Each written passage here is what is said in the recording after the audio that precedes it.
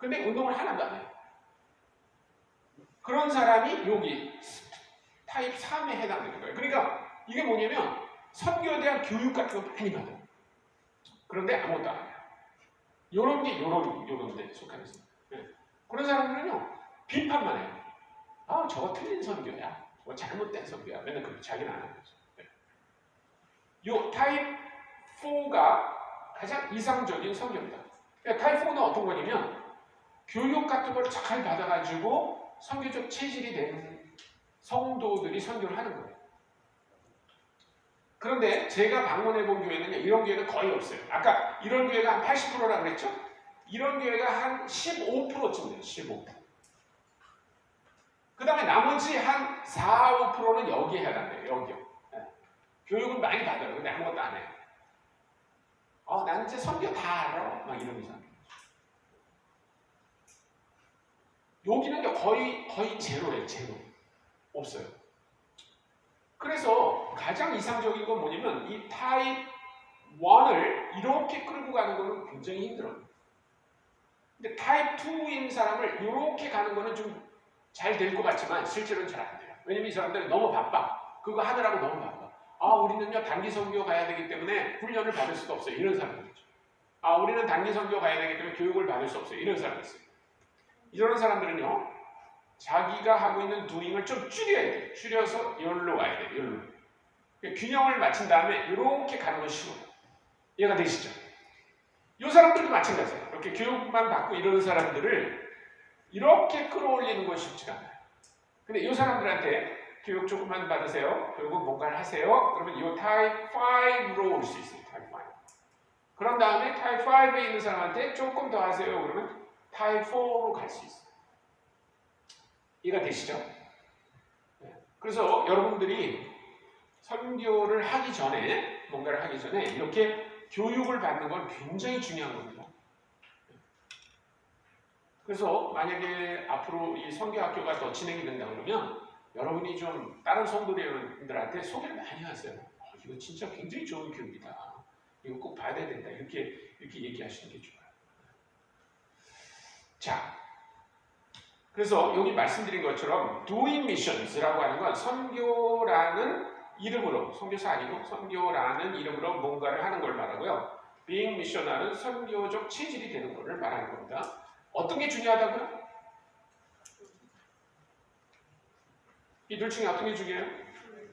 체질이 되는 게 더 중요해요. 네. 체질이 된 다음에 doing을 하는 게 맞습니다. 잘못하면 막 doing만 해요. 그것도 굉장히 신나죠. 그러면 여러분들이 선교사님 뭐 저렇게 추상적인 얘기를 하실까? 나는 잘 모르겠는데 라고 생각하시면 예를 들어볼게요. 자, 이제 우리가 이제 필리핀으로 선교를 떠나요. 단기 선교. 그러면 어떻게? 모여서 기도하고 우리가 필리핀 사람들을 사랑하게 해주세요. 기도 눈물을 흘리면서 그리고 교육을 받아요. 그리고 바리바리 싸가지고 갑니다. 그리고 거기 사람들 찾아와서 막 주고 막 그리고 올 때 막 눈물 흘리고 막 그러고 와요. 그런데 여기 양주에 와서 필리핀 사람 만나면 야, 너 왜 이래?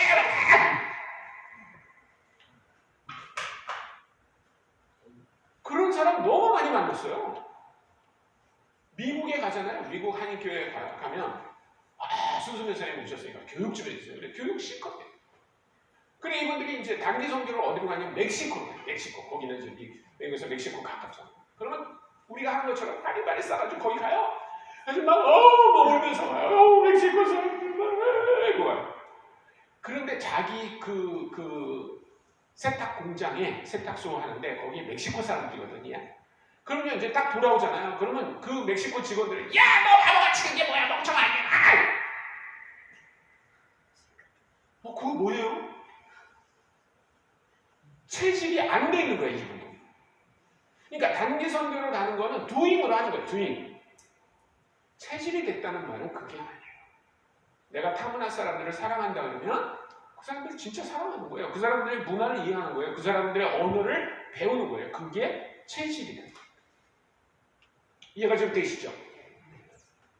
예를 들면 어떤 교회를 갔는데 그 교회가 뭐를 위해서 기도하면 예멘을 위해서 기도해요. 예멘. 여러분 예멘이 어디 있는지 아세요? 사우디아라비아 반도 밑에 있어요. 이렇게 끝에. 예멘이라는 나라는요, 얼마나 악랄한 나라인지 몰라요. 거기 선교사들이 많이 죽었어요. 그 나라에서. 선교사라는 게 발각되는 순간요, 예멘에서는 그냥 총살로 죽어요. 그 정도로 아주 예민한 곳이에요. 예멘이 예민한 곳이에요. 그런데 거기 선교사를 보내는 거예요. 몰래.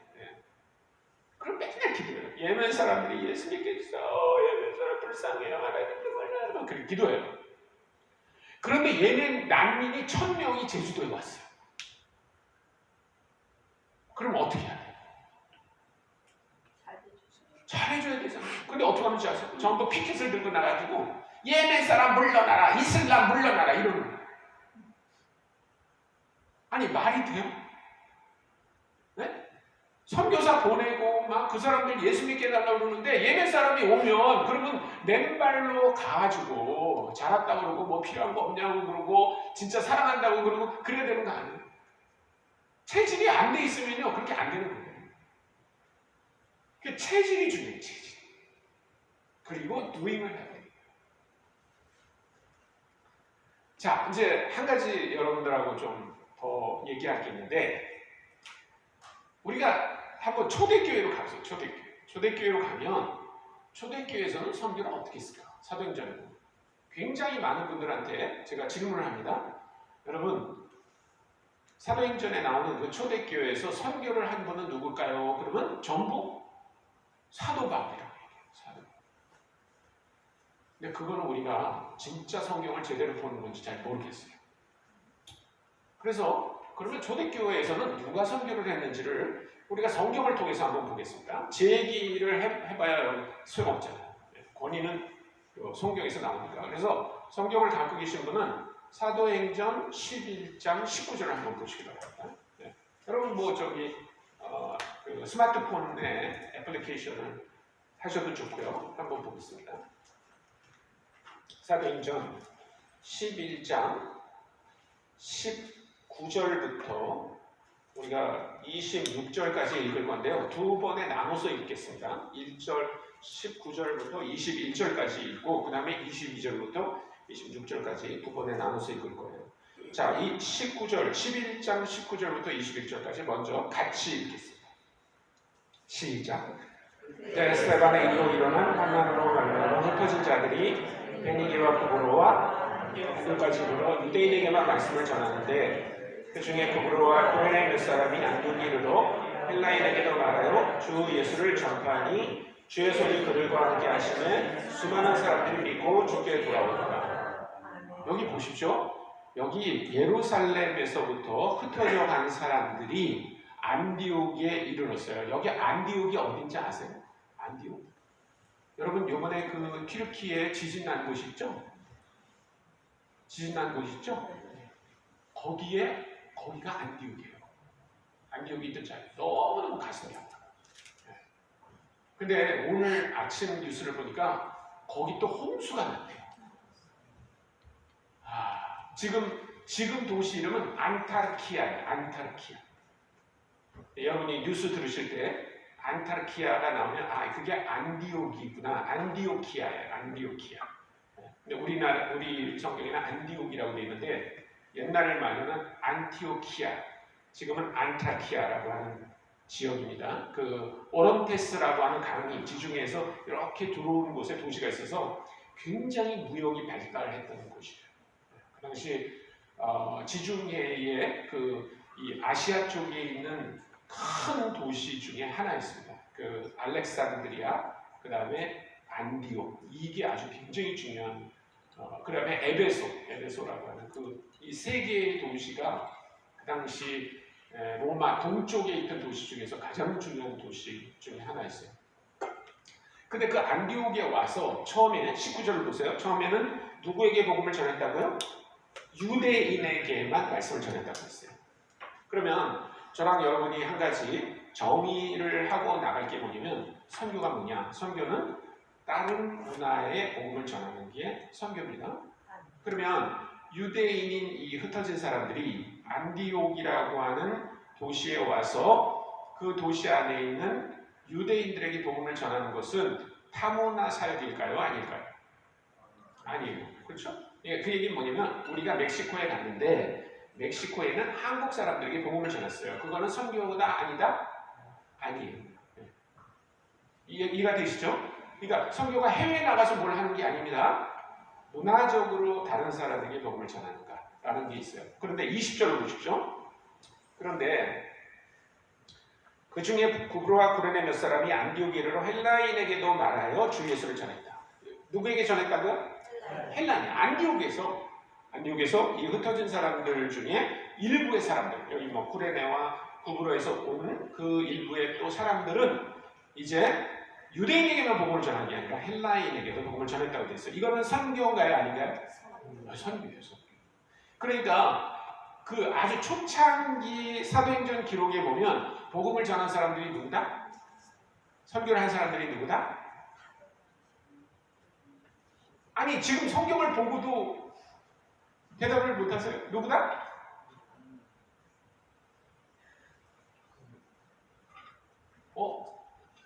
저를 시험하시는 거예요 지금 여러분들이? 누구다? 흩어진 사람들이잖아요. 아니에요? 기죠? 흩어진 사람들이에요. 흩어진 사람들. 여러분 이 흩어진 사람들이 제가 누구냐고 그래서 지금 이름 찾는 거예요 여러분들이? 제 잘못이네 제 잘못. 흩어진 사람들. 그러니까 이 사람들의 이름도 없고 이 사람들이 누군지 알려지지도 않았어요. 그냥 무명의 성도들. 무명의 성도들. 보십시오. 이 사람들에 대해서 조금 더 알려주는 성경이 있는데 8장이에요. 8장 1절부터 4절까지 한번 같이 읽겠습니다.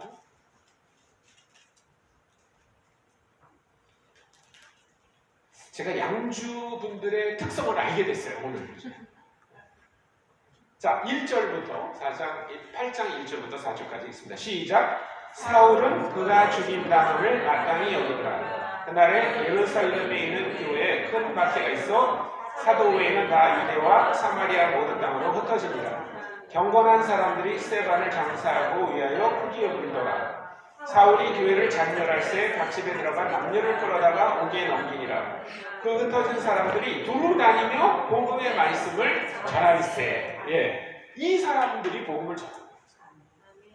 근데 이 사람들이 어디까지 갔다고요? 지금 11장 19절을 보세요. 그 사람들이 어디까지 가냐면 안디옥까지 갔다고요. 안디옥까지. 그러니까 얘기했죠. 예루살렘에서 유대로 사마리아로 안디옥으로 이렇게 간 거예요. 그러니까 처음 선교를 한 사람들이 누구다? 흩어진 사람들. 이제 그런 거 시험에 나오면 정답 쓰실 수 있죠. 시험을 봐야 되는데 시험. 자 22절부터 26절까지 다시 읽습니다. 11장 22절부터 26절까지 읽겠습니다. 시작. 예루살렘 교회가 이 사람들의 소문을 듣고 바나바를 안디옥까지 보내니 그가 이르러 하나님의 은혜를 보고 기뻐하여 모든 사람에게 굳건한 마음으로 주와 함께 머물러 있으라고 하니 바나바는 착한 사람이요 성령과 믿음이 충만한 사람이라 이에 큰 무리가 주께 더하여지더라. 바나바가 사울을 찾으러 다소에 가서 만남에 안디옥에 데리고 와서 둘이 교회에 1년간 모여있어 그 무리를 가르쳤고 제자들이 안디옥에서 비로소 그리스도이라 일컬음을 받게 되었다. 네, 22절부터 이제 새로운 그 상황이 전개되는데 그게 뭐냐면 예루살렘 교회가 이 사람들의 소문을 듣고 근데 여기서 이 사람들은 누구를 말하는 건가? 이 사람들. 아니, 문맥을 다시 한번 잘 보세요. 이 사람들은 누굴까요? 누구의 소문을 들었다는 거예요? 누구예요? 안디옥에서 예수님을 만난 헬라인들의 얘기예요. 무슨 얘기인지 아시겠죠? 그러면 놀라울까요? 안 놀라울까요? 굉장히 놀라워요. 왜냐면 유대인하고 헬라인의 차이는 뭐예요? 유대인은 할례를 받은 사람. 헬라인은 할례 받지 않았어요. 그 당시 예루살렘에 있는 유대인들은요, 예수 믿으려면 다 할례를 받아야 된다고 생각하는 사람이에요. 오늘 시간이 있으면 제가 사도행전에 나오는 그 얘기들을 좀 더 하고 싶은데 시간이 좀 제한이 있어서 제가 아마 오늘 제가 좀 늦게 시작했기 때문에 원래 3시 50분에 마쳐야 돼요. 근데 아까 목사님이 저한테 살짝 얘기했어요. 조금 더 하셔도 돼요. 그래서 제가 네 알겠습니다. 2시까지 하겠습니다. 이렇게 말씀드렸거든요. 근데 요 앞에 사도행전 지금 우리가 11장 공부하잖아요. 10장을 보면 베드로가 고넬료라고 하는 이방인의 집에 들어갈 때 어떤 일이 있었나 얘기해요. 베드로는 할례 받은 유대인이에요. 그래서 이 사람은 예수 믿고 나서도 할례 받지 않는 이방인의 집에 들어가면 안 된다고 생각했어요. 그런데 하나님이 나타나서 고넬료에게 베드로를 데려와라 이렇게 초청을 했어요. 그러니까 베드로가 거기 갈 준비가 돼 있어요? 안 돼 있어요? 안 돼 있어요. 그래서 하나님이 베드로에게 환상을 보여주셨어요. 어떤 환상이냐면 유대인들은 못 먹는 짐승을 보여주고 잡아먹으라고 했어요. 근데 베드로는 우리를 실망시키지 않아요. 못 먹습니다. 이렇게 말해요. 그래서 예수님이 기가 막혀가지고 베드로한테 뭐라 하면 야, 나야 나. 내가 먹으라고 그랬잖아. 그렇게 얘기했어요. 예수, 하나님이. 그런데도 베드로는 뭐라면 싫어. 이렇게 얘기하고. 그래서 하나님이 그 보자기를 올려 보낸 다음에 다시 보냈어요. 다시. 잡아먹어. 싫어. 야, 나야 나. 나 하나님. 내가 너한테 먹으라고 하는 거야. 그래도 싫어요. 하나님이 또 보여줬어요. 또. 그리고 잡아먹어라. 그래 베드로가 싫어. 나야 나 하나님. 그래도 싫어. 그렇게 3번이나 했어요. 3번. 네?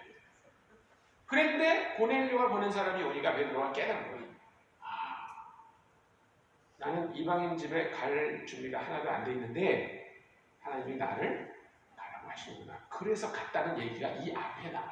이 앞에 나오는 거예요. 그러니까 이 사람들은 깜짝 놀란 거예요. 아니 할례 받지 않은 이방인들이 어떻게 예수님을 믿어? 그래서 누구를 보내냐면 바나바를 보냈다는 거예요. 바나바. 여러분 바나바는 누구냐면요. 그냥 유대인이 아니라 유대인 교포예요. 교포. 그걸 유대인 디아스포라라고 합니다. 디아스포라. 그 얘기는 뭐냐면 유대인인데 유대에서 태어나서 사는 사람이 아니라 딴 지역에서 태어나고 자란 사람을 말합니다. 그러니까 이 사람은 어때요? 어릴 때부터 헬라어를 자연스럽게 하고 헬라 문화를 잘 이해하고 헬라 사람들하고 만나는데 거의 문제가 없는 사람. 그 사람이 갔다는 겁니다. 안디옥에. 23절. 그가 이르러 하나님의 은혜를 보고 기뻐하여 모든 사람에게 굳건한 마음으로 주와 함께 머물러 있으라 보내니 바나바는 착한 사람이요 성령과 믿음이 충만한 사람이라 이에 큰 무리가 주께 더해지더라. 25절입니다. 바나바가 사울을 찾으러 다소에 가서 다소라고 하는 곳은 어디냐면요. 터키 반도 남쪽에 여러분들이 아마 길리기아라고 들어본 적 있죠. 갈라디아 아래쪽에 있는 그 길리기아에 있는 주도 네, 그 주에서 제일 큰 도시, 그 섬의 그 도시에 다소라고 하는 그 도시가 있는데 거기서 태어나고 자란 사람이 사울이에요. 그러니까 이 사람도 유대인 디아스포라죠. 그렇죠? 그래서 이 사람도 헬라를 아주 잘했고 헬라 문화를 잘 이해하고 헬라 사람들을 접근하는데 문제가 없는 두 사람이 안디옥에 왔어요. 그래서 이 사람들이 26절에 보면 뭐라 하냐면 만남의 안디옥에 데리고 와서 둘이 교회 일녀가 모여서 큰 무리를 가졌다. 그러니까 이 사람들은 안디옥 교회 성도로 온 게 아니에요. 오해하지 마세요. 이 사람들은 안디옥에 가르치러 온 거예요. 가르치러. 네. 누구를 가르치러 왔어요? 유대인들보다 헬라인들 가르치러. 헬라어. 이해가 되시죠? 그러니까 이 사람들은 이미 안디옥에 올 때 누구로 왔어요? 선교사로 왔어요. 문제는 뭐냐면 선교사라는 단어를 그때는 쓰지 않았어요. 그래서 교사라고 했습니다. 교사. 네. 그래서 이 사람들이 교사로 있다가 13장 1절을 보세요. 13장 1절에 보면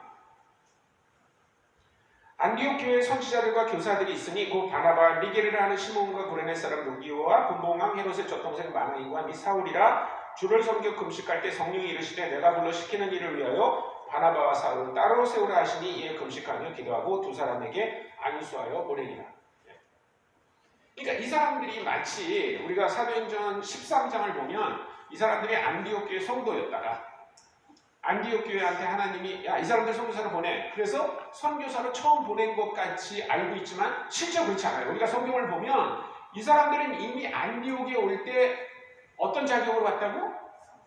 선교사 같이 온 거예요. 네.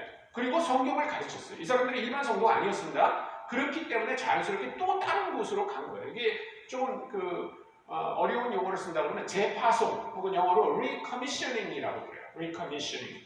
그러니까 commissioning이란 말이 미션을 주는 거거든요. commission. 근데 recommissioning 그러면 re라는 말이 붙으면 그러면 예. 다시 그분들에게 다른 곳에 가서서도 여기서 한 것처럼 복음을 전하십시오라고 한 거예요. 그래서 이 사람들이 이제 그 이후로 보면 사도행전 이제 13장, 14장부터 보면요. 계속 이곳저곳을 다니면서 복음을 전해요. 자, 제가 하나 질문을 할게요. 이제 마무리를 좀 해야 될 것 같습니다. 우리가 아쉽습니다. 진짜. 이게 1시간 강의 해가지고 좀 부족한 듯한 그런 느낌이 있는데 할 수 없습니다. 그래서 다음 기회는 시간을 좀 더 주십시오. 재밌죠? 네. 그거 봐요. 자, 퀴즈를 낼 테니까 여러분이 잘 들어보세요. 바울과 바나바가 이제 안디옥에서부터 성경을 가르치다가 또 다른 곳에 가서 복음을 전하다가 또 안디옥으로 와요. 성경을 보면 계속 이렇게 됩니다. 안디옥에 왔다가 또 나갔다가 또 들어왔다. 그래서 그걸 뭐 우리가 사도행전의 1차 전도회, 2차 전도회, 혹은 1차 선교, 2차 선교 이렇게 얘기하잖아요.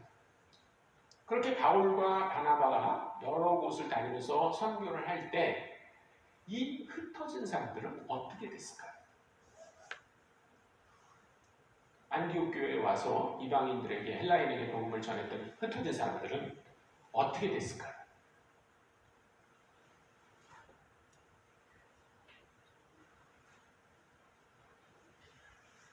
제가 어느 교회 가서 이런 질문을 했어요. 그랬더니 맨 앞에 있는 어떤 여자 집사님이 죽었겠죠? 쓰러질 뻔했어요. 처음에. 기가 막혀가지고. 그래서 제가 이제 그 다음부터 보기를 2개 드립니다. 보기 1. 보기 1 뭐냐면 훌륭한 선교사들이 등장해서 복음을 전하러 다니니까 우리는 집에 가서 발 닦고 자자! 이게 1번이에요. 1번. 2번은 뭐냐면 그 선교사들은 나름대로 하는 게 있고 우리는 여전히 흩어져 다니며 복음을 전하자. 몇 번이 맞을 것 같아요? 2번이 맞아요. 2번. 맞습니다. 왜냐하면 한번 보세요. 제가 그 증거 중에 하나가 뭐냐면 로마의 지도예요. 로마 지도 이렇게 생겼어요. 그 당시 사도행전이 지금 쓰여져 있는데 그런데 많은 사람들이 오해가 뭐냐면 사도 바울이 여기 예루살렘에서부터 스페인까지 다니면서 온통 복음을 로마 제국에 다 전했다 이렇게 알고 있어요. 말도 안 되는 소리. 로마 제국이 얼마나 큰 나라인지 아세요? 예를 들면 여러분 그 말을 이해가 제가 만약에 저는요 온 세계를 다니면서 복음을 전했습니다. 믿어지세요? 믿어지세요 그 말이? 근데 제가 아까 얘기했잖아요. 저는 인도네시아 그것도 족자카르타라는 곳에서 10년 동안 있으면서 학생들에게 복음을 전했습니다. 믿어지세요? 안 믿어지세요? 그거 믿어지잖아요. 그 말이요. 근데 만약에 제가 온 세상 아프리카도 가고요. 뭐 저 인도도 가고요. 중국도 가고요. 남아메리카도 가고요. 유럽도 다니면서 복음을 전했어요. 여러분 생각을 해보세요. 그럼 며칠씩 있었단 얘기야? 한 나라요? 그렇지 않나요? 여러분 사도 바울이 200년 동안 사역을 한 게 아니에요. 사도 바울은요 25년 동안 사역했어요. 25년 동안. 그런데 성경을 보면 사도 바울이 어디서 사역했냐? 여기서만 사역했어요. 여기서만. 예. 그 이외의 지역에서 사역했다는 증거가 없습니다. 없어요. 예. 여기 제가 말씀드릴게요. 그럴 것 같다 그러면 고개를 좀 끄덕여 보세요. 수리아예요. 여기가 수리아. 예. 안 하는 분도 있고 하는 분도 있고.